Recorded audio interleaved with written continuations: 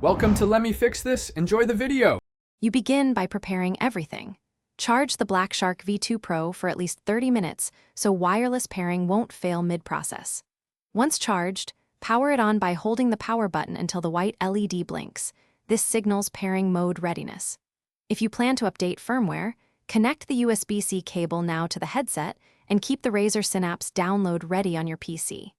Make sure the wireless dongle is free and accessible because you'll use it next to establish the connection. Next, insert the Razer wireless dongle into a rear USB 3.0 port on your PC to reduce interference and ensure bandwidth. Then open Razer Synapse. It discovers devices automatically, so navigate to Devices Headset and choose BlackShark V2 Pro. Once you select Pair, Synapse communicates with the dongle to link to the headset. Follow prompts and press any Confirm button on the headset if requested. Make sure other Bluetooth devices are temporarily off. Finish by setting the BlackShark V2 Pro as the default playback and recording device in Windows sound settings so apps route audio correctly.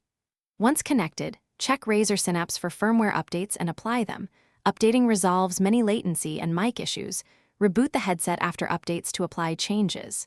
If audio still fails, reseat or relocate the dongle, rerun the pairing, or try a USB 2.0 port as a fallback. That single troubleshooting step often removes driver or power negotiation problems. Thanks for watching. If you found this helpful, don't forget to like and subscribe.